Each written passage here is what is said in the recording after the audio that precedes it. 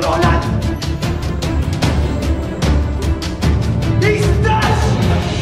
His life was trash! Tulad mo! You're useless!